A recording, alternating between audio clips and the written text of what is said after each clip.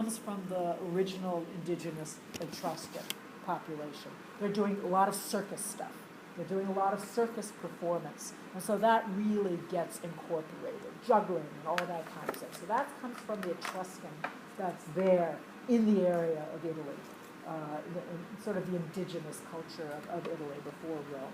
Then there was something called the fabula, and fabula basically means play, narrative play.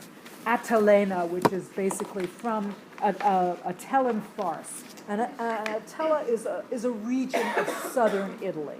And then they had stock characters were part of this Atellan farce. So you have the main ones are Macus, and see if this rings a bell in terms of description of, especially there's this duo.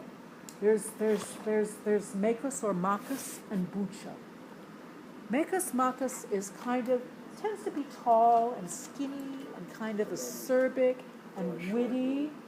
And then, Buccio is kind of like the Blues Brothers, like Tim Spade and Tommy Boy. That's a perfect Laurel and Hardy. If you go back, there's this dual clown thing where one's kind of snide, and the other one's more Waiting for Godot, Dee and Go-Go also. Seth You Rogen, see, Seth Rogen and Michael Cera.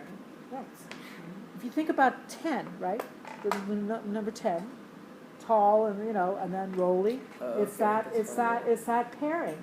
And you see that pairing over and over again. Ricky Gervais and Stephen Merchant. That's right. Stephen Merchant, who's sort of sarcastic and and whatever. he's And Ricky, like who's kind of much tall. more open, and goofy. Right.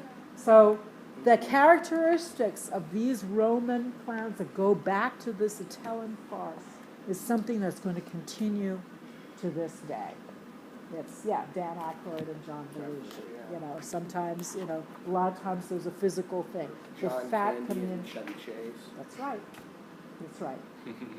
Marcus and Buccio. So then there was Pappus, who's kind of the foolish old man, right? Who's there's going to be another old man character in Roman comedy that's going to be called the Senex. And the Senex basically is he's an older man, he's generally the father of one of the houses. In like Greek tragedy, you have one house, right? One doorway. In Roman comedy, you have 3 doorways, 3 houses, and that thing is going to be carried forward into the Renaissance as well. It's what's happening between these 3 houses. Sometimes there's a noble house with a poorer house next door. Sometimes there's a brothel is the 3rd house, right? Or the house of the bar. Funny thing happened on the way to the forum. That's what we're going to look at.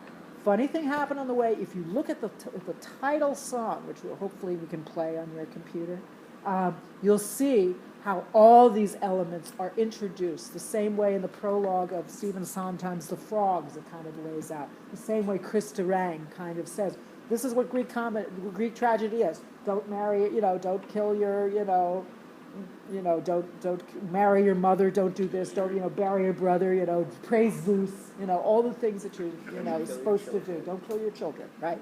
These are the things of Greek tragedy. And then the funny thing on the way to the forum, Comedy Tonight was inserted into the show when it was still running, and it wasn't doing well in previews, and they said, Larry Gelbart and Stephen Sondheim kind of went, they're not really getting the tone of it. And they said, well, I think we should write a prologue, just there was the prologue in the Greek play. So they wrote a prologue, which is A Comedy Tonight, which just... Yes, exactly. So it lays it all out and says, this is what you're watching, this is the context, and we're going to lay out everything that you're watching so you know the alphabet of what we're giving you. You can teach people new languages in theater, in production. You just have to give them the alphabet and the rules of language before you, go on. You teach them the language and give them the alphabet. You can take them on any kind of journey. So that's what happened with A Comedy Tonight. They had to teach the audience, this is how you're located. This is the way you're supposed to see it. Rather than, how are we supposed to, is this funny? I think it's funny, but I'm not sure, where are we? I don't know, Now I'm feeling stupid and now I hate you. Go away, I hate you, So the Atellan farces, so there was the foolish old man, Pappus, and then there's the Senex that develops in Roman comedy. So the old Senex is generally the father of like the hero. There's like the Senex, he's either a miser or a misanthrope grouch, or a lech. Sometimes all three. But these are kind of the stock character types, and you still see them. You know, some old guy who's a lech, some old guy who's a miser, some old guy who just hates everybody and is grouchy and like, you know, what? Frasier. Most sitcoms use Roman stock character types. They really do. I mean, that's kind of what we're working on in our movement class. Yeah. It's like, far as kind of like with like a character who's, you know, kind of that Archetypes. Yeah, Archetype. archetypal. Stereotype, archetype, yeah. And it's a difference like when it's a stereotype and when it's an archetype. You know, an archetype is like you can build more on top of it, and a stereotype kind of reduces it. Right. Right? Yeah. You see that in a lot of sitcoms, like maybe like How I Met Your Mother. There's a lot Yeah, of you have like the hopeless romantic, like the guy that's just looking for love and The all inner, the wrong places. yeah. And This then is you going to have be in like Commedia too. Commedia is also going to take these characters. When we get to Commedia, we'll see there's a direct lineage with Commedia characters and these Roman characters. You have the young lover, right? Who's like, oh, I love her, on both sides, and the sweet young innocent thing, usually without a mother.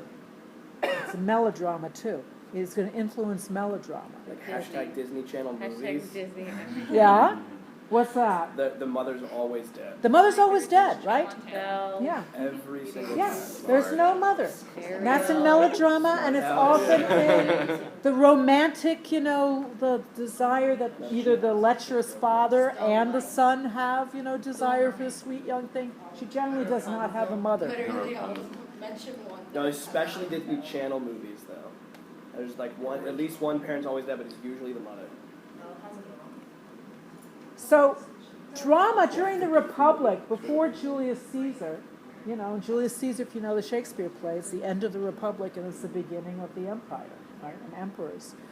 Before Julius Caesar, there was drama in the theaters. They were doing drama, tragedy, not just comedy. What happened afterwards was very much the same difference in between old comedy and new comedy. Suddenly, things that made you think, things that made you, you know, like consider things, look at the world, was critical of things, were no longer encouraged, and it was just about distraction and laughter and entertainment. And like, you know, we're going to make it. So in the Empire, it was like, let's keep bread and circuses, let's keep the populace entertained. This really started to be that. So the beginning of drama and all these theaters were very similar to the Greek festivals, to this festival of Dionysus. They were called Ludi, L-U-D-Y. They were festivals that were kind of religious festivals and these festivals of theater. So the same kind of idea. They're generally held in September, and they honored Jupiter rather than in the spring, honoring Dionysus. So a lot of the festival. Again, bread and circuses. Again, like in Greek theater, generally in Greek theater you had a choreogus who would like sort of be the producer and would pay for everything. Same thing in Rome. A leading citizen in Rome would kind of be the producer, and it would be their, you know, gift to the city or whatever. They would produce these for. So there's other Roman tragic writers besides Seneca, but nothing really survives of them. There's Livius Andronicus, there's Gnaeus Naevius. What they did was a similar thing. They took the Greek plays and they kind of put them in Roman setting.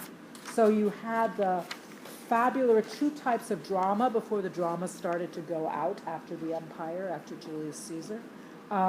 You had the fabula plays Togata, which was togas, right? So that was Roman.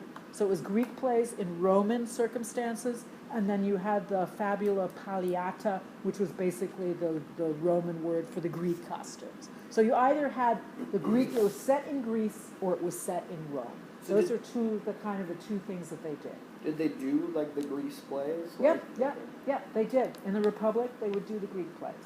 Yeah, they would do like, rewrites, but basically the way Seneca rewrites Euripides, they're set in Greece. Yeah. So people like knew about the older Medea when Yes. he wrote the newer Medea. Yes, Okay. yes. And sometimes they just knew of it because of his rewrite. But there was, they studied. So they would study the Greek literature at So it's kind of school. like, so it's kind of like how like the new Frankenstein movie came out, but there was like an Yes. older one and like the Right, books. it was like the remakes, right. Yeah. The remakes of Yeah, what you none of them studied in actually school, followed you know. And like they would do adaptations. It's what Shakespeare's going to do in terms of, Shakespeare's the greatest adapter, one of the greatest at it. He didn't write he didn't write an original plot other than The Tempest. Everything also he wrote says, was though, adapted. Like Yeah. he's quoted saying that like there's only like 4 stories or something like that. Like he says that there's only like 4 or like 7 stories. Yeah, or I something think like there's like 7, he Yeah, says, yeah, yeah. there's only And then other 4 people say different there's only stories. really 13 plots, you know, that Yeah. you say, that you rewrite over and over again. A lot of people say it's not the originality of the story, it's the originality of the retelling of the story. And it's an interesting thing in terms of whether you write or do something or when you're involved with something. It's like the balance between familiar and unfamiliar, that's always the thing you're trying to achieve. Like, you know, I'm going, it's like the seatbelt or the thing on, when you go on a roller coaster ride. You're going to get on a ride, you know, that looks scary if you have a big, like, you know, thing that's strapped in, not a little tiny seatbelt, right? So familiarity is kind of like, okay, it's safe to go on this ride. Then I can go on a real, you know, ride. But there has to be, it's the balance of the familiar and the unfamiliar. And there's this quote that I love that says, what a really good purpose of work is to make the familiar unfamiliar and to make the unfamiliar familiar, which I love. It's very simple, but it's true. It's like, oh, I think I know this, and you show, no, you actually don't know this. You have assumptions about it, but I'm going to show you something, a whole different angle on it, that shows that what you think you know and is familiar, actually you don't know so well. And there's other aspects to your assumption of normality. Or I'm going to take something that you think, that's over there, that's a different culture, that's a whole, you're this other people, or you're this other thing, and you're unfamiliar to me, but it's like, not really. You know, it's when Lorraine Hansberry did, you know, Raisin in the Sun. It was like, you think it's actually not. The unfamiliar that you're saying, is actually maybe more familiar than you think it is. So it's like what we see a lot of, like either familiar, making the unfamiliar familiar, or the familiar unfamiliar is what we're seeing a lot of these things do as well. That's kind of like a lot what you were talking about earlier about like the different like points of view, how like Yes, very much something so. that someone may see as familiar to them, Right. like that it's actually everything's not what it seems. That's right. Like there can be a whole different side that's That's right. with like a different background, like Right. notices. So you kind of go into something saying, I know this, so I feel safe. But then it's changed, so it's also an adventure, right? So there's this thing of like, I want to have an adventure, but I want to be safe. You know, I just don't want to be safe. I'm like, whatever, I'm bored. And I don't want to have an adventure where I'm lost and I feel at risk. I want that balance between, I'm having an adventure, but I feel really safe having an adventure. I know where home plate is, you know. I can go off to woods, but I know how to get back to the cabin, metaphorically. Yeah. So it's an interesting thing. So there were other forms of entertainment. There was pantomime, which is not, you know, pantomime like mimes or, you know, it was kind of it was a solo dance. It was kind of the thing that's going to go into the bardic tradition. It was much more in the sort of the epic poetry being sung. It was a solo dance with music and flutes, and then would have a chorus, but it was sort of something, a narrative acted out by a solo performer with a chorus. So in a way, it almost goes back to a more original tradition of the telling of the epic poetry and the original Dionysian ritual. What was the votive you said that was? The what? What did you say that was? Pantomime. Oh, Yeah, we have a different meaning. Okay. Yeah, it has a different meaning now. It had masks. It was a lot about mythology. So in a way, it goes back to kind of earlier roots of performance. And then there was mime, which was really, again, not mime. It was the meme, and it was kind of bawdy stories and folk tales and done at weddings. When you have, there's a group called the San Francisco, they call it the San Francisco Mime Troupe. It's actually the San Francisco Meme Troupe. And they don't do mime. They do these kind of, you know, folk tale type political things that are based on this almost commedia thing. And that's what it is. It's the original meaning of the word mime. Do you know them? Well, I was in a mime troupe in high school. Yeah, like And a that- mime troupe? Or Well, we did like at different like events we would do street mime, Uh-huh. but that like every year we had a mime show that was like always folklore or like yeah, that's what the original meaning is. yeah. Yeah, it did pantomime. Yeah, It's very pantomime it's comes out of the interesting. dance, which had, and that's almost more like in terms of Asian theater. When you talk about Asian theater, the use of the fan is a language. Not the mask sends a signal who the character is immediately, but also the way the whole language of the way the sleeve goes, or the fan goes, or the gestural life of where a foot goes, or what the hand does. That's like the original pantomime. You could tell a story without words. And so that kind of became mime. Yeah. Marcel mime. But it comes from a very much more elaborate tradition. Yeah. So, I'm sorry, I'm just getting Yeah, no, a little it's lost. yeah. So pantomime and mime were part of like all Roman like new Yeah, comedy? that was part of like, That so was there's just, a like, so there's the a norm. theater, there's drama, comedy in the Drama, theater, comedy. but then there's like circuses, there's jugglers, there's street theater. This is also going to make Moliere, when we get to Moliere. Moliere is going to be a collision between the kind of highbrow neoclassical literature theater and the theater of the street. Commedia. He was with the Commedia company for years before they came to Paris. And it was like he grew up near the Pont Neuf in Paris, right near the Hotel Bourgogne, which was one of the big theaters, and the Pont Neuf, which was a big, if you've been, it's like a huge, wide bridge, where they'd have jugglers and you know, Punch and Judy, the sort of version of puppet shows, and all these kind of street performers. So it was the collision. Moliere takes the collision of the vitality of the street, of the folk, and that's too what Plautus is going to do. Terence is going to rewrite the kind of literature of Greece, Menander, and new comedy of Greece. Plautus is going to collide the Atellan farce characters, stock characters, with literature and with this kind of folk theater tradition. And that's what he's going to do in his plays. He's going to be hugely popular because of that. So in the Roman theater, these little plays they were generally short, and it had like spectacle. They could be serious or comic. They generally didn't have masks. They started to cast women in the plays. A lot of times the women would be slave women that were kind of there to be shown off, you know, as the sexy, like if there was a love interest, sometimes it would be a slave, a really beautiful slave woman that would be brought out and shown. You know, sometimes they would be the courtesan if there was a courtesan. The house was a brothel. There'd be the courtesan that had a role, but then there'd be women that would have a role. So women are starting to be on the Roman stage. It's not men playing women. Women are starting to play women. One of the reasons, too, that the Christian church is going to look down on theater and eventually ban theater as you know, as Christianity starts to move in.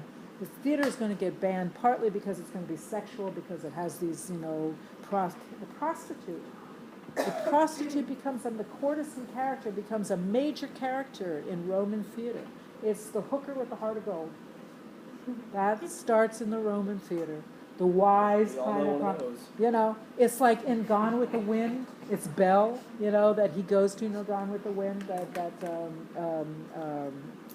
Rhett Butler goes and visits at the whorehouse, you know, and she's kind of like wise, and he like, oh, I wish you know, and she's kind of feisty. Mae West is a character like that. Mae West really built her persona off this kind of really standard Roman courtesan character. Sometimes the hero will want that. We're going to see this influence the Restoration, too, and Restoration plots. Roman comedy is going to come and remain. It still influences us. Commedia, sitcoms, all this stuff, whether it's new comedy or Plautian comedy, it's still with us. So, yeah. Do you think the courtesan may be turned into a stock character? Well, you know, because like in this, it's like what happens to the courtesan? The courtesan actually becomes the sassy best friend, right? And a lot of them, it's like the heroine, and she has a sassy best friend. That either comes from the maid, the female slave character. It's in Shakespeare. It's like Maria in Twelfth Night. You know, in Moliere, A lot of times, the smartest person on the stage is the maid, is the Columbina character. It's taken from Commedia. Columbina, which is kind of a merging of the courtesan, the fast. She's generally pretty witty. She's really smart. She's got it together. She's a businesswoman. She's got power. She's got status in the society.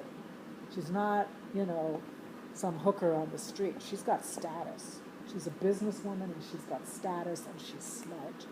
So that courtesan character kind of becomes the sassy best friend a little bit. It's interesting what happens in terms of the attitudes toward that. So in Roman canon, you don't have the chorus, you don't have the act and scene division, you have an interpolation of songs. The way the Greek chorus was sung in the Roman comedy, a lot of times they're songs. And they come in their songs of the day. Do you know Moulin Rouge, the film Moulin Rouge? The way they interpolate Madonna songs? That you're going to have the same thing. The same thing is going to happen. They're going to take like popular songs. This is also going to happen in ballad opera, like John Day's Beggar's Opera, which is going to become the Threepenny Opera when Brecht rewrites it. It's a popular song that they just kind of fit in. It doesn't necessarily, like in Josh's thing, those songs weren't written for. It's like we could interpolate on the tour popular songs in that thing, which I actually think we could do, So these songs start to get interpolated. Rather than the chorus, you have songs that just come in. So in a way, it's music. It's like musical. And then sometimes it's underscoring under some of the scenes. So we're really starting to get into the prototype for a lot of popular theater songs. So Seneca we talked about. We're going to talk about Seneca again when we get to Elizabethan theater, because Seneca's going to do the 5-act structure, which is really going to influence Shakespearean plays and a lot of Elizabethan theater. He's going to do the high. He has these monologues that are like arias and like really purple language. T.S. Eliot is going to say, and no Elizabethan hero dies without the stench of Seneca. He wasn't really into it. He thought it was hyperbolic and operatic, right, compared to the Greek writers. But the Elizabethan writers are going to pick up on all that. So Seneca might not have been as popular in Rome. He's going to become really, really popular in the Renaissance and when he's discovered, and in Elizabethan theater. Aristotle, right? He writes the Poetics. There's going to be a Roman critic, scholar named Horace, who's going to write the Ars Poetica, who's going to base a lot of it on Aristotle, but is going to make it more practical. And when the Renaissance writers start to rediscover Aristotle and Horace is going to really put forward the unities. He's going to put the unities forward much more than Aristotle does in his Poetics. But again, Rome picks up on a Greek.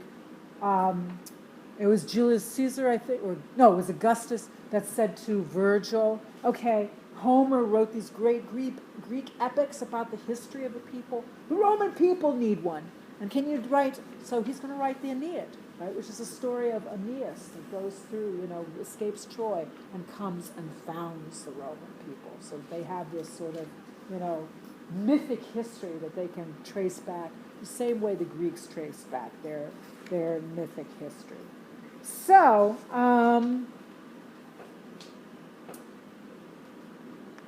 actors, so the women are in the mimes a lot in the Roman theater.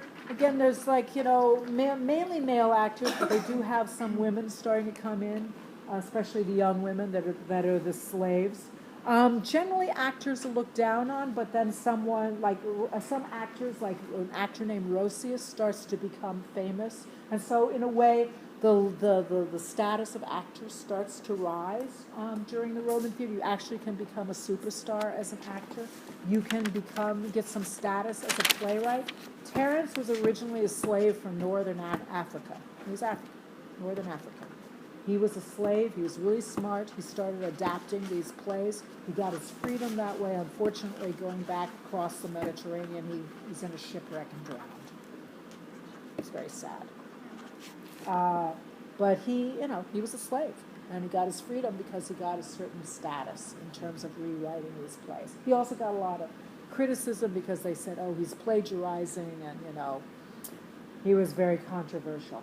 But you could start to raise your status by being involved with the theater. And it's really interesting how you see actors being treated, whether they're being treated like, no actors here in this country in the 19th century with the traveling things, housing, boarding houses would say no actors, because female actors were considered whores, right? And actors were considered lower class. In Elizabethan England, you had to have a patron, otherwise you could be arrested on the Vagabond Act if you didn't have a patron as a touring actor.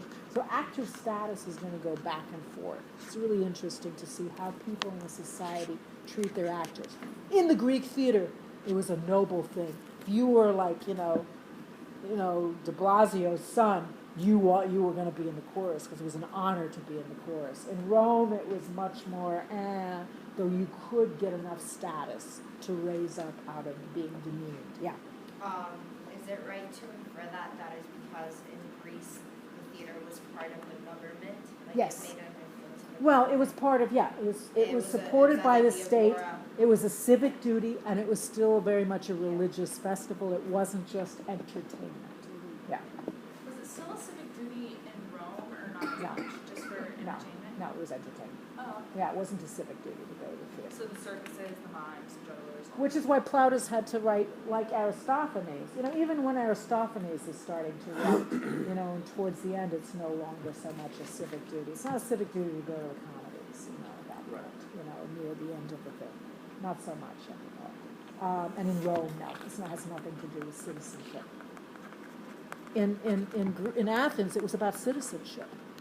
If you were going to be a fully involved, citizen, you went to the theater and discussed. And there's a little bit of like that too in terms of status and class. Like you're a certain class or intelligentsia, you go to the theater, right? That proves. My father, who was an immigrant, he would we didn't have that much money, but we would go to one ballet a year and one opera a year and a couple of theater pieces because that proved that we were entering the middle class. If you were middle class, you went to the theater.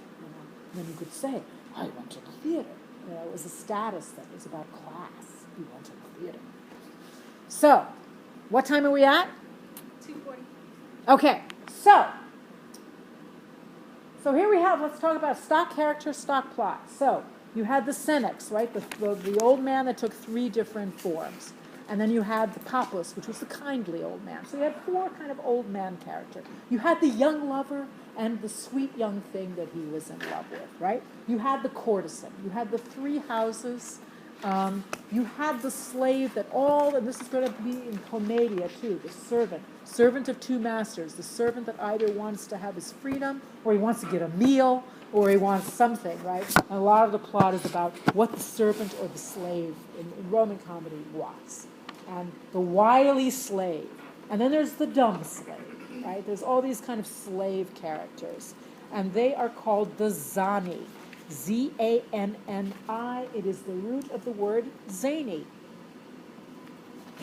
So basically you have the slave. You have what's called the paniculus or the sponge. It's kind of the leech. It's like, what was that character, Wimpy, that always shows up and just says, I'll have a hamburger. Like the person who shows up at dinner so they can be fed, or like, oh, I don't have any money, you go out for drinks, and I don't have any money. The paniculus, which basically means the... Yeah. Paniculus. Which he Well, was it the sounds like- character in Huh? the Menicmus. Yes, he's actually called the paniculus. Yeah, That's they his call character him the name. sponge at one point. Yes, the Yeah. sponge. Paniculus is like the little brush that sweeps up the crumbs. That's actually Yeah. what it is. It sounds But like it's like penniless, though. And like you were just saying, like I don't. yeah, it's have like money, penny. That's a good way to remember it. You don't have any money, but you're always like it's a person who's always kind of sponging off you. There's the flatterer. The flatterer is another big. Sometimes they're the same character. Someone will flatter you, but they, then they'll say, "Oh, can you buy me a drink?" Sometimes they're the same character, and sometimes it's just the flatterer character. Could the best friend or like the Yeah, the best friend can be, absolutely. The best friend can be a flatterer or sometimes the best friend is the one who's always hanging on. It's the hanger-on, the sort of, now.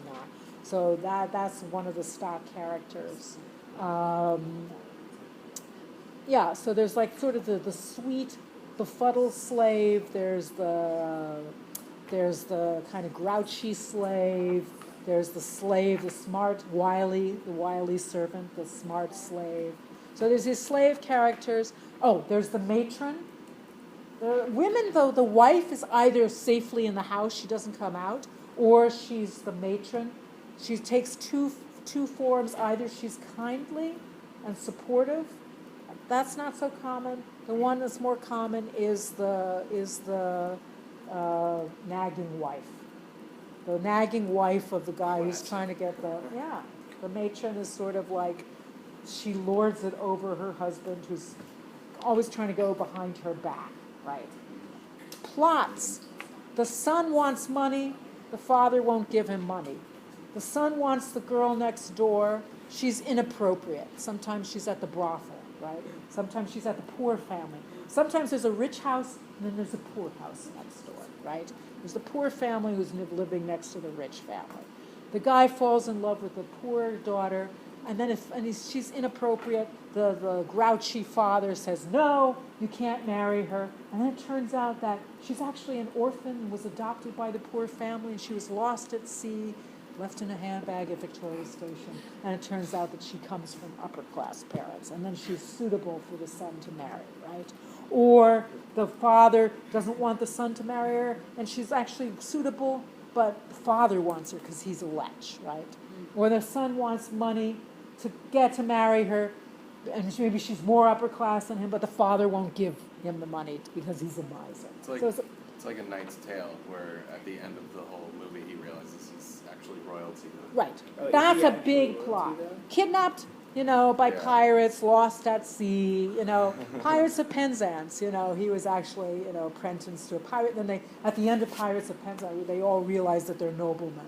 We're all noblemen that have gone wrong. That's a very Roman comedy. Comedy plot. I love that. He's actually royalty. It's a lot about sons against their fathers, because in Roman society the father was king. The father could sell his children into slavery if he wanted. The father could kill his wife, kill his children. The father was a patriarchal to the max. So a lot of these Roman comedies are going to be trying to, undermine the kind of, the patriarchy that really, really existed in Rome. Of course, you didn't want to be in those and let your father see you in your house shows because. Yeah. But, it was sort of, so it would send up the patriarchal figure and would make fun. It would be like trying to disempower a figure that was actually very powerful in Roman society. So, with all that in our minds, can we look at the beginning of Funny Thing Happened on the Way to the Forum?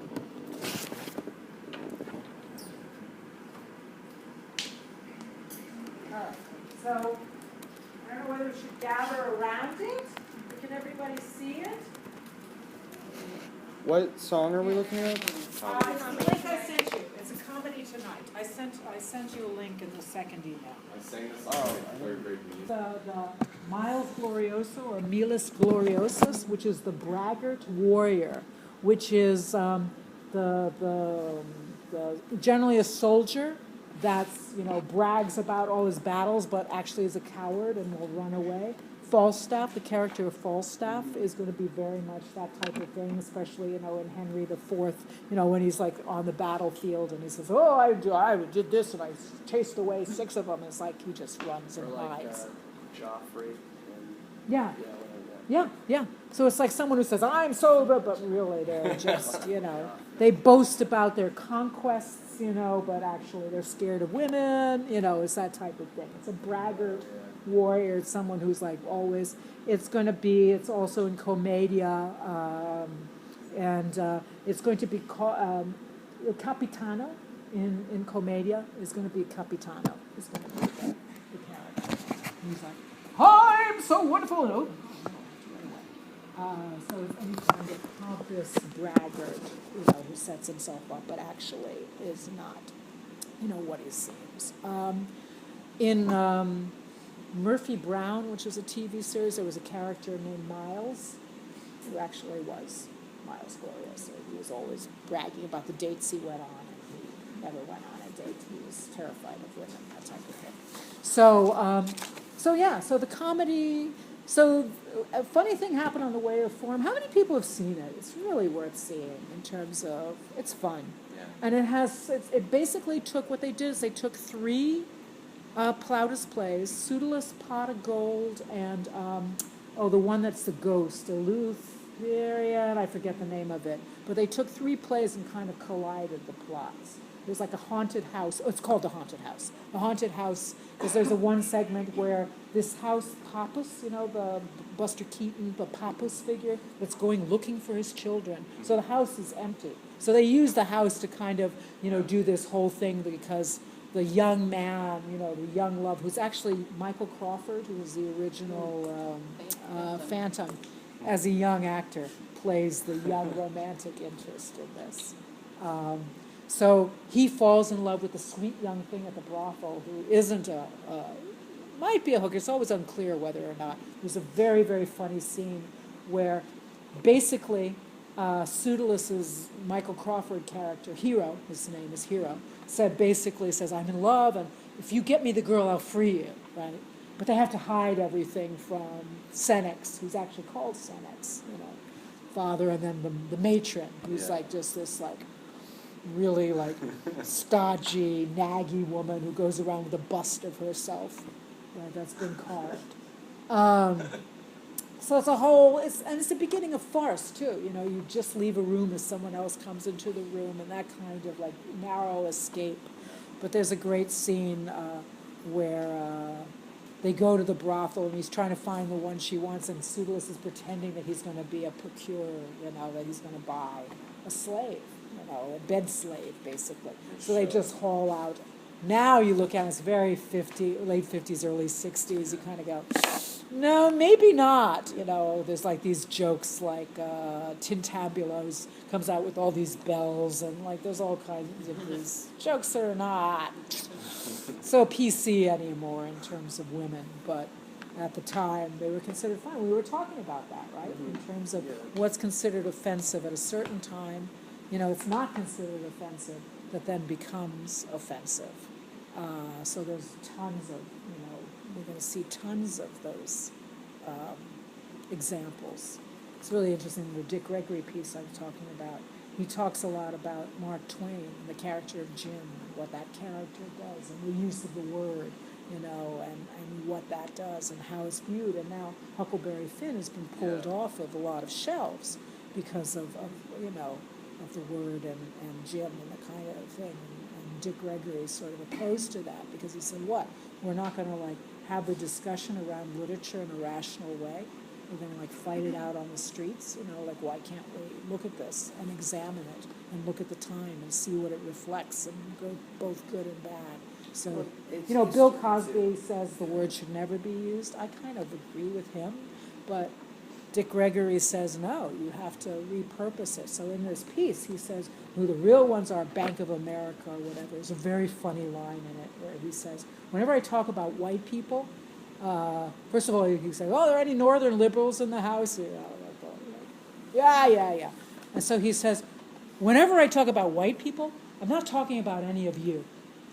You're just, pretenders, because there's only a handful of real white people in the world. Because it's not about color. It's there's just a few white people. It's an attitude, and it's a status. It's just a handful of white people like Putin, and Dick Cheney, and Carl Rove, and the Koch brothers, It's just a handful of white people. And then he says, they're the real niggers. That's who the word should be applied to. So he kind of shifts it and says, no, because you all are in the boat that we were with. So you're actually, all of you, when I talk about white people, I'm not talking about you. You're just pretenders, because there's just a handful of white people. I'm sorry, what's his Dick name? Gregory. Okay, He's a genius. Gregory. And he's been forgotten. So part of this show was really a group of us just got obsessed with the idea that he's been lost in history. And he's still alive. He's in his 80s. And he really, he feels he's lost in history, too. So he kind of gave permission to use a lot of his work from the book and the routines and whatever. And hopefully this show will happen. I think it's phenomenal. And he's just saying things in the 70s that are just so true now. Like that whole thing about governor of Mississippi will give a speech and you say, oh, that's a racist speech. But then the governor of California or Illinois can give it and you go, oh, that's a conservative speech, you know, the context. We're talking about how certain things are offensive, how things are used, words, images. But again, it's about who's controlling the narrative, who's controlling identity, images, character, how characters are defined, how images are defined. So funny thing on the way to Forum is really fun to look at in terms of how it just takes all these Roman, stock characters and plots and really meshes them together. It's really well done. What time are we at? 3 o'clock. Okay. So twin Menachmus, right? Who knows Comedy of Errors? I mean, it's kind of the same plot with a double plot. Like instead of, twin brothers with one servant, there's two sets of twins. Now, this is something that Terence is going to do with Menander. Menander generally has a one plot. Terence is going to introduce the double plot, and Shakespeare is going to pick up on the double plot rather than have just the masters be twins with one servant. Shakespeare is going to have two sets of twins. So he's really going to complicate the matter. But the whole thing is like you have Boys from Syracuse is a musical that also took the same story. You have these two twins that are separated because of a shipwreck. One grows up in Syracuse in Sicily, and the other one, is somewhere, in like the east coast of over there, this other city, that's sort of like, ooh, It's kind of like 12th Night, right? It's very much like 12th Night. It's very much, yeah. So it's like, the kind of more conservative twin arrives in this town that's much more licentious, right? So like much more free. Sweet Life of Zack and Cody, in a way, kind of. Because they're not separated, but they get like... And do they have different backgrounds? It's just different personalities. Different they're just personalities. completely different personalities. And the Right. other one's like So the nerdy one comes from Syracuse, right? Like you would say, and then there's this other one who's much more in a land where there's brothels, and courtesans, and he's like, whoa, Sister. This is right. Totally. There's also this. That's like way more. There's also this film with Lily Tomlin and Bette Midler. Do you know this film where it's two sets of twins that they get separated at birth in the hospital, and then one of them's taken, one set of the mixed up twins, one Lily Tomlin and one Bette Midler is taken by the rich family, and then the other one is taken by the poor sort of Ozark family, and then the rich family is going to drill on their land because they're an oil family. So the poor set of twins. And there's also the country and the city. That's another thing with Roman comedy. It's a sophisticated city, and then the more unsophisticated country. What about kind of- Star Wars, like Luke and Leia? The weird- Leah's, like Luke's Yeah, from the 'cause country, Leia's- he's a farmer, right? And Yeah. Leia's from the Raised- aristocracy. But they're cis brother and sister, right, that have been separated. Right, separated twins. And identical twins, so there's all the kind of comedy of misidentification, which is all what Brothers Menachmi is about, right? I gave the money to you. Well, no, wait, what happened to my money? It's in, again, in 12th Night, it's like the brother and the sister look alike. We right? didn't She's Oscar dressed as a boy. And What? then- We did an Oscar Wilde play a couple years back. I can't forget what it's called. The Importance of Being but Earnest. what they mentioned it in this play, Burbunding and Oh, yes. It's important. No. Importance of Being Earnest, Importance or- of being Yeah. earnest. in that case there was a Right. there was a twin that didn't actually exist. Would you still consider it the same thing? Yeah, Okay. because it references Okay. it. Right. Even though it doesn't exist, it's the same kind of reference. So mistaken identity. Mistaken identity. The Prince and the Pauper, which one? Mark Twain's got, right? The Prince and the Pauper, right? Where people look alike, but they come from very different backgrounds, right? So that's another thing. Everybody's a Syracuse and what is it? It's called differently in Comedy of Errors and in Ephesus are very different cultures, right? So it's a mistaken identity. It's like, okay, I gave you the money. What money? You didn't give me the money, because you gave it to someone else, got it. It's like you arrive at a house where the people, it's like, oh, you're my husband, but you're not her husband, right? So it's like, or, I'm trying to get the courtesan, but the other guy gets the courtesan, because it's like, wow, I just got invited. So it's like, he's never been in a brothel. It's like, whoa, what's going on? So it's all these kind of Lizzie McGuire mistaken. movie. The what? The Lizzie McGuire movie.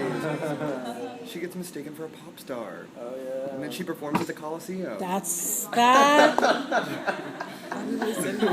But that is That's it. what dreams are made of, right? That's so you have the different circumstances, the country mouse and the city mouse. You have mistaken identity. You have the kind of farcical thing of like, I gave you, what happened to the money? What money?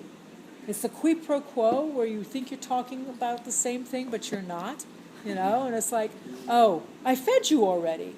No, you didn't feed, that was the other servant you fed. You didn't feed me, So what Shakespeare does is he basically takes the same plot in Comedy of Errors. It's just that now there are two sets of twins. And there's the servants, and then the wife has a sister, and then there's a servant, and there's another servant, and it gets more complicated. So the plot, Comedy of Errors, is the same story, just with a double plot intersected through it. Comedy of Errors, there's no courtesan, becomes the abbess, because you don't have the courtesan there. She becomes the abbess, who's the mother, ends up being the mother.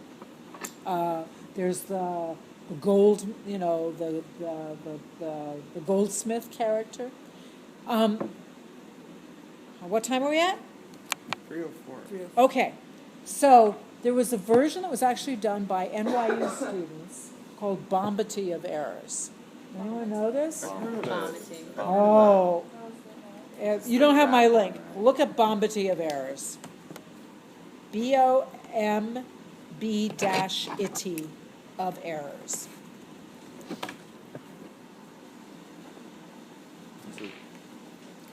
Now, in the prologue of both the Shakespeare and the original Plautus, it kind of lays out the whole. No, that's not it here. That's a scene from it. Actually, go to the website. Go to the website. There we go. Okay. There should be a video of the prologue. There's the prologue. Click the prologue. Okay. Make that big.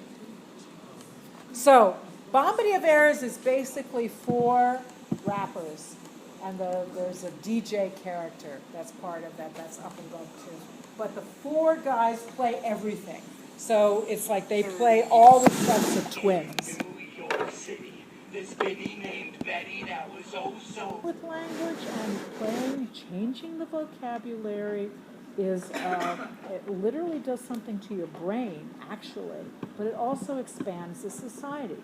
What this country, what American is and what language is in 50 years, it's going to be U.S. American. English is already different, right? Mm-hmm. In terms of Spanish words are coming into the language. There's going to be Japanese and Chinese words that are going to come into the language. The language is shifting. English is already a bastardized language. English itself is German and Latin, right? Combined.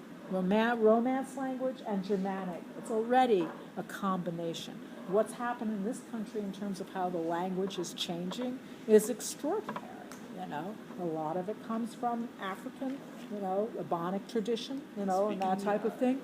And it's changing, but it's also Spanish words are coming in, all kinds of words from other cultures are coming in, German, there's a collision of language that's happening here. I don't know if you've ever seen the film Blade Runner. Have you seen Blade Runner? There's a thing that they call street speak that's spoken in Blade Runner that is a collision of, I think it's Japanese, sort of hip English That's and like Spanish. Orange. What? The Clockwork Orange, too. Yeah. Like Yeah. Totally different. in Firefly, they I don't know if anybody has watched Firefly, but it's like in the future when basically what happened is like the Chinese government and American government, and then like the UK just like decided to like they formed this like alliance, whatever, and so that's like the government is Right. like those three governments, and they own like all of the planets basically. Does the language Right, and collide? so Yeah.